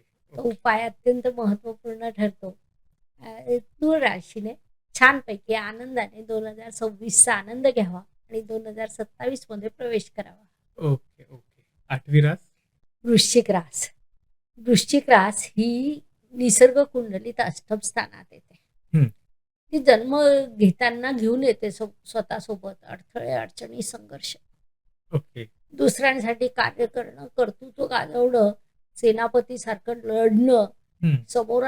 समोरच्या व्यक्तीशी अतिशय प्रेमान त्यांचं असतं, पण ते व्यक्त करू शकत नाही. हं. असं एक प्रचंड विरोधाभास असतं. स्वतःच्या कर्तव्यांना हे कधीच वळत नाही मागे. ओके. किती कठीण कर्तव्य असेल, किती मोठं कठीण काम असेल, हं. तर वृश्चिक रास ती पूर्ण करू शकते. ओके. म्हणजे एक तुम्ही आश्चर्यचकित व्हाल की यांच्यावर आपण काम सोपवलं, काम परस्पर पूर्ण झालं, केव्हा झालं कळत नाही. आजूबाजूचे ओके. लोक यांचे आदेश मान्य करतात. ओके. ओके. तर अशी ही वृश्चिक रास. 2026चा जेव्हा आपण विचार करतो खास करून वृश्चिक राशीसाठी, हं. तर 2 जूनला त्यांच्या भाग्यस्थानात गुरुदेव येतील. ओके. भाग्यस्थानात येणारे गुरुदेव भाग्य तर प्रबळ करतातच, हं. त्याशिवाय तुमचं व्यक्तिमत्व, तुमचे प्रवास, प्रवासातून होणारे लाभ, तुमचं शिक्षण, तुमची संतती, हां. तुमचं कर्तृत्व असं सगळं उज्ज्वल करून टाकतील. ओके. आणि वृश्चिक राशीला सुद्धा जसं कर्क राशीत जो राजयोग होणार आहे तो यांच्या भाग्यस्थानात होणार आहे. ओके. म्हणूनच कर्क, वृश्चिक, मीन या 3 राशींना तो विशेष लाभदायक आहे. तर कर्क राशीला भाग्यस्थानात होणारा हा राजयोग खूप काही दोन्ही हातांनी भरभरून पावसासारखं देणार आहे. ओके. तुम्ही किती कलेक्ट कराल, तुमच्यात काय कॅपॅसिटी तेवढं ठरवा तुम्ही, किंवा त्यापूर्वी स्वतःची कॅपॅसिटी प्रबळ करा की ओके. हे महिने तुम्हाला देण्यासाठीच येत आहेत. तर वृश्चिक राशीसाठी उत्तम आहे. ओके. मंत्राच्या दृष्टीने ओम मंगलाय नमः कुलदेवीला जाऊन दर्शन घेणं, कुलदेवीचे आशीर्वाद घेणं. वृश्चिक राशीसाठी कुलदेवी अत्यंत महत्वाची असते, कारण की यांची संवेदना, यांचं प्रेम हां. सामान्य माणसं ओळखू नाही शकत. ओके. तर त्यांनी कुलदेवीचे आशीर्वाद घ्यावे, देवीला नमन करावं, दान करावं, अंगारकाय नमः हा मंत्र म्हणावा. हां. त्यांच्यासाठी उपयुक्त ठरेल. राजा आणि वृश्चिकेचा स्वामी मंगळ म्हणजे सेनापती, हां. यांच्या बॉसचंच वर्ष आहे, हां. त्यामुळे यांना हे मानवणार आहे. ओके. ओके. 9वी रास. धनुरास अग्नितत्वाची, गुरुदेवांची अग्नितत्वाची मूळ त्रिकोण रास म्हणजे धनुरास. हां. ही टार्गेट ओरिएंटेड असते. एक ध्येय ठरवलं की त्या दिशेने वाटचाल करत राहणं. ओके. नाविन्याची ओढ, सतत प्रवास, सतत नवीन कल्पना, यांच्या मनात केव्हा काय चाललंय कोणीच ओळखू शकत नाही. ओके. म्हणजे माझ्या अनुभवात धनुराशीची मुलगी की तिला बघायला येणार होते, हं. पण तिला एका ठिकाणी प्रवास करायचा होता. ओके. ती म्हणे अगोदर प्रवास. ओके. कारण नाविन्याची ओढच त्यांना प्रचंड हं. असते. ते काहीच चुकीचं नाही, त्यांचं ते नैसर्गिक भाव आहे. बरोबर आहे. आणि जो नैसर्गिक भाव असतो तो जपायचा असतो. हं. तर धनुरास ही खूप सुंदर रास आहे. आता धनुराशीच्या सप्तम स्थानातून गुरुदेवांचा प्रवास सुरू आहे. हां. आणि 2 जूनला तो अष्टमात जातील गुरुदेव, हं. उच्चीचे होतील. त्यांच्यासाठी गुरुदेव यासाठी महत्वाचे की ते त्यांचे राशी स्वामी आहेत. हां. त्यामुळे धनुरास आज नव्हे गेली 4-5 वर्ष प्रचंड संघर्ष करते. हां. म्हणजे त्यांचा संघर्ष कधी कधी असं वाटतं की हे संघर्ष केव्हा संपणार आहे. जेव्हा धनुराशीची 7.5 संपली तर त्याच्यानंतर 6 महिने 8 महिने मला सातत्याने मेसेज होते की आमची 7.5 संपणार आहे का. ओके. कठीण आहे, कारण राशी स्वामीच अतिचार गतीत आहे. हं. त्यांचा काळ संघर्षाचा आहे हं. पण यशाचा आहे. ओके. आणि त्यांना सुद्धा हा जो काळ सापडेल 2 जून ते 31 ऑक्टोबर तो गोल्डन आहे. नोव्हेंबरमध्ये सुद्धा पहिला आठवडा त्यांना त्यातल्या त्यात सकारात्मक जाईल. हां. आणि नोव्हेंबरच्या दुसऱ्या आठवड्यानंतर त्यांची खऱ्या अर्थाने प्रगती सुरू होईल. ओके. ती ओके. जबरदस्त असेल, कारण की तेव्हा गुरुदेव त्यांच्या भाग्यस्थानात असतील. ओके. हा तर धनुराशीसाठी म्हणजे वर्षाची सुरुवात संघर्ष, हां. अधिक संघर्ष, अधिक संघर्ष, यश यश यश. ओके. त्याच्यातही धनुराशीतला मंगळ हा राजयोगकारक आहे. हं. त्यामुळे मंगळ जेव्हा वर्षाच्या सुरुवातीला सकारात्मक असणार आहे 23 फेब्रुवारी पर्यंत, तो काळही धनुराशीला उत्तम आहे. ओके. आणि उपाय? उपाय ओम गुरवे नमः. ओके. गुरुर् ब्रह्मा गुरुर् विष्णू गुरुर्देव महेश्वरा. गुरुदेवांचे मंत्र जाप करा रोज 11 वेळा, गुरुवारी 108 वेळा. ओके. दान करताना यांना मार्गदर्शन करणं खूप आवडतं धनुराशीला. तर इतरांना मोफत गायडन्स करा. ओके. गरजवंतांना मोफत शिकवा, किंवा वही, पेन, पुस्तकं तुम्ही तुमच्या आवाक्याप्रमाणे वस्तू दान करा. ओके. दान खूप मोठं केलं पाहिजे असं आपलं कोणतेच ईश्वर सांगत नाही. हं. पण ठीक आहे, गरीबा घरची विद्यार्थी आहे, त्यांना शिक्षणात थोडीशी फुलाची पाकळी मदत होते, हां. हां. असं शैक्षणिक साहित्य द्या, प्रेमाने द्या, दानचा आवेश नको. हां. हां. हां. ओके. हे नियम आहेत. तर धनुराशीसाठी मग उत्तम काळ आहे. आणि आपण जे 3 जे उपाय दिलेले आहेत हां. ते त्यांनी नक्की करावे. ते त्यांच्यासाठी उपयुक्त आहे. सूर्योपासना, गायत्री मंत्र आणि आचमन. ओके. 10वी रास मकर रास. हं. आता मकर राशीसाठी ना या सगळ्या काळात उत्तम काळ आहे. हं. त्याला एक कारण आहे बघा. शनिदेवांची एक कार्यपद्धती आहे. ते काय करतात, 7.5 वर्ष साडेसातीचा भयंकर ताऊन सुलाखून जातकांना बाहेर काढतात. हो. मग यांची साडेसाती संपली हं. 2025 मध्ये 29 मार्च 25ला. हं. मग त्याच्यानंतर शनिदेव काय करतात, की जेव्हा ते तृतीय स्थानात जातात, हं. तेव्हा त्यांना जाणीव असते, की आपण ना खूप त्रास देऊन घेतला. ओके. आता थोडेसे लाड करूया. तसं मकर राशीला शनिदेव खूप सकारात्मक आहे ओके. आणि ते त्यांचे राशी स्वामी आहे. हं. त्यामुळे 2026 मकर राशीसाठी अत्यंत उत्तम आहे. अनेक प्रवास करतील. कारण असताना नसताना यांचा प्रवास सुरू असेल. ओके. प्रवासातून लाभ होईल. नवीन अभ्यास करतील, नवीन शिक्षण घेतील, नवीन क्रिएटिव्हिटी करतील. यांची संतती यांना भरघोस सुख देईल. संततीच्या एखाद्या कार्यामुळे यांना स्वतःवर खूप जास्त आनंद होईल आणि संततीचा अभिमान वाटेल. ओके. त्यामुळे त्या दृष्टीने देखील फायदेशीर आहे. भाग्य साथ देईल. हं. कारण की साडेसातीत ते भाग्याची साथ विसरलेले होते. हां. भाग्य साथ देईल. प्रचंड खर्च करतील. थोडा स्वभाव जो मकर राशीचा एरवी नसतो, खर्चिक स्वभाव वाढेल. एरवी मकर रास खर्च करत नाही, प्रचंड परिश्रम करते. परंतु हां. या काळात मकर रास थोडं आनंदाने जगेल. त्यामुळे ओके. 2026 मकर राशीसाठी उत्तम आहे. यानंतर येते ती उपाय. उपाय राहिले. शनिदेवांचा मंत्र ओम शनिश्चराय नमः हं. किंवा नीलांजन समाभासम रविपुत्रम यमाग्रजम छाया मार्तंडे संभूतम तम नमामि शनेश्वरम. असं ओके. शनिदेवाचा मंत्र आहे. हां. राहूचा मंत्र देखील हे मदतीला घेऊ शकतात. कारण राहू यांच्या धनस्थानात असून धनसमृद्धी देणारच आहे. हां. तर हे मंत्र करावे शनिवारी 108 वेळा, एरवी 11 वेळा चालेल. ओके. दान करताना साधारणपणे चतुर्थ श्रेणी कर्मचारी, हां. गरजवंत, परिश्रम करणारे लोक, बांधकामावर कार्य करणारे लोक यांनी दान करावं. काळ्या निळ्या वस्तू हे दान करू शकतात. मग जसं ब्लँकेट असेल, छत्री असेल, हां. अशा वस्तू हे दान करू शकतात. काळे उडीद दान करू शकतात. त्यामुळे त्याचा त्यांना खूप फायदा होईल. ओके. आणि आपण जे इतर 3 उपाय दिलेले ते हां. त्यांनी करावे. ओके. 11वी रास. कुंभ रास, शनिदेवांची मूळ त्रिकोण रास, हं. माझी लाडकी रास, कारण ही अत्यंत बुद्धिमान रास आहे. ओके. ह्या राशीचे लोक कधीही पटकन रिॲक्ट होत नाही. हं. म्हणजे इतर सगळ्या राशींना आपण शिकवतो 6 सेकंद थांबा, विचार करा. यांना गरज नाही.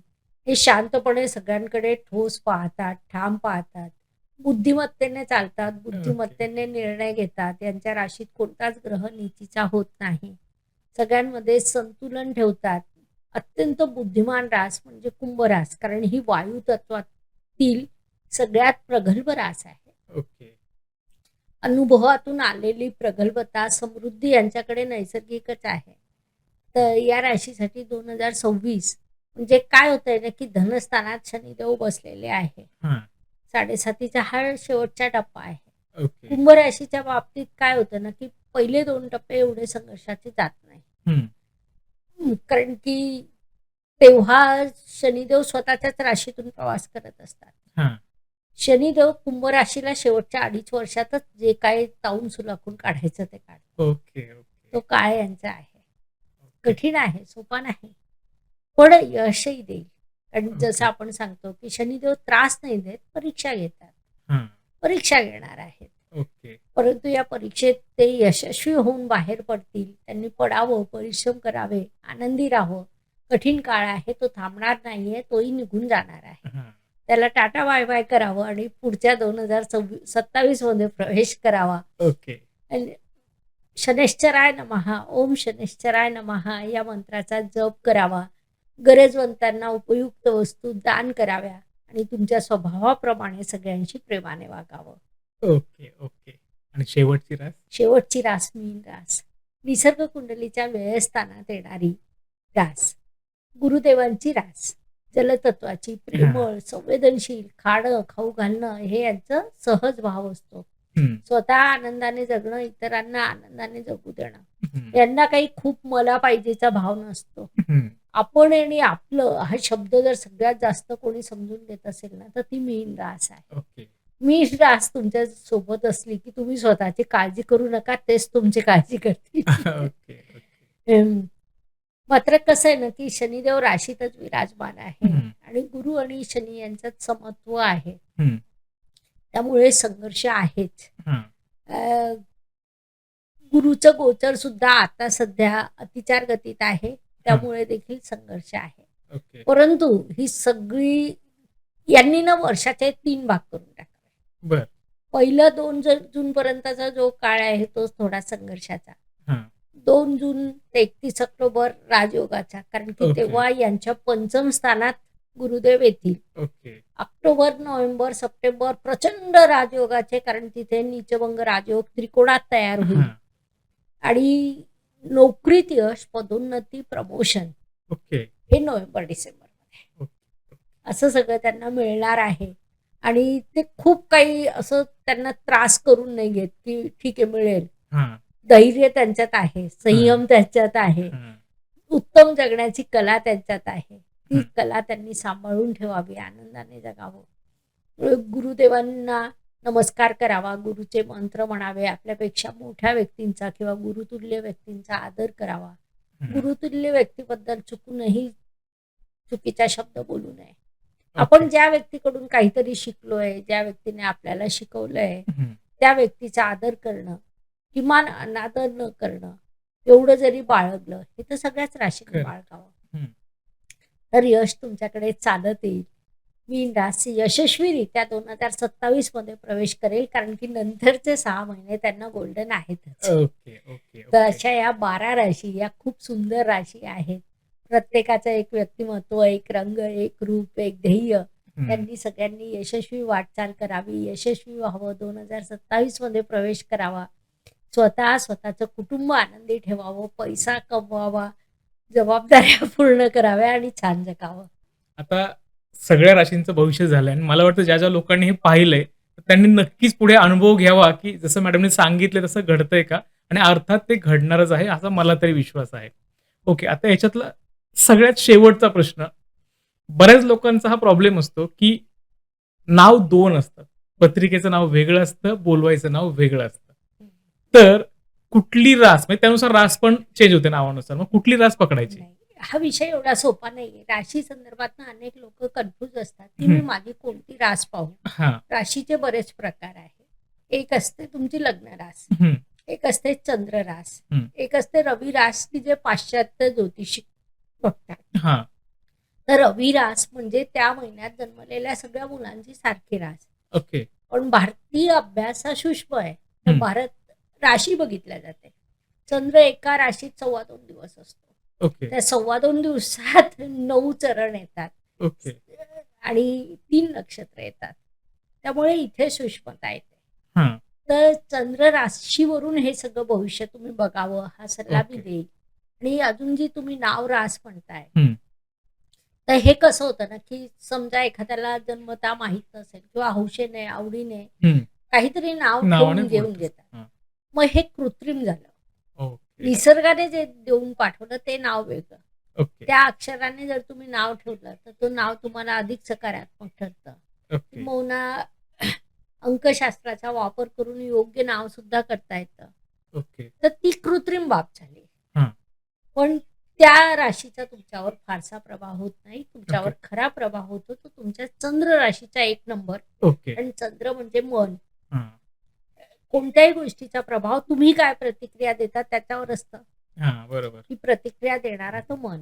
त्या ओके. खालोखाल प्रभाव होतो तो लग्न राशीच्या काही बाबतीत. कारण ओके. लग्न म्हणजे तुमचं शरीर. ओके. म्हणून मुख्यतः चंद्र राशीने पहा. हां. काही बाबी तुम्ही लग्न राशीने बघू शकता. जसं ओके. आरोग्य झालं, शरीराशी संबंधित झाल्या. आज आपण तसे बरेच विषय हो. घेतले. तर ते विषय लग्न राशीने बघू शकता. पण मुख्यतः चंद्र राशी. ओके. आता चंद्र राशी ओळखायची कशी? हां. तुमची कुंडली काढा. कुंडलीमध्ये चंद्र कुठे आहे ते बघा. चंद्राच्या शेजारी कोणता अंक आहे तो बघा. तिथे जर 1 अंक असेल तर मेष, 2 असेल तर वृषभ, 3 ओके. असेल तसं. ओके. म्हणजे मला वाटतं आता मॅडमने खूप सुंदर आणि सिंपल सांगितलंय, की आपली रास काढायची कशी त्यांनी ते आता एक्सप्लेन केलंय. प्रत्येकाने पत्रिका काढा आणि हे चेक करा. सो आता मॅडम खूप वेळ झाला आपण गप्पा मारतोय आणि तुम्ही खूप छान मार्गदर्शन केलं 2026चं भविष्य काय असणार आहे या विषयावर. सो आता आपण थांबूयात. तुम्ही तुमचा नक्कीच. अमूल्य वेळ दिला त्याबद्दल तुमचे खूप खूप आभार. खूप खूप धन्यवाद. मला सुद्धा या चॅनलवर आवडतं. तुम्ही ते जे जोडीने कार्य करताय ते खूप छान आहे. तुम्ही दोघांनी खूप यशस्वी व्हावं, समृद्ध व्हावं यात शुभेच्छा. धन्यवाद. धन्यवाद. तुम्हाला जर हा पॉडकास्ट आवडला असेल तर लाईक, शेअर आणि सबस्क्राईब करायला विसरू नका. भेटूयात पुढच्या पॉडकास्टमध्ये एका नवीन विषयासह. नमस्कार.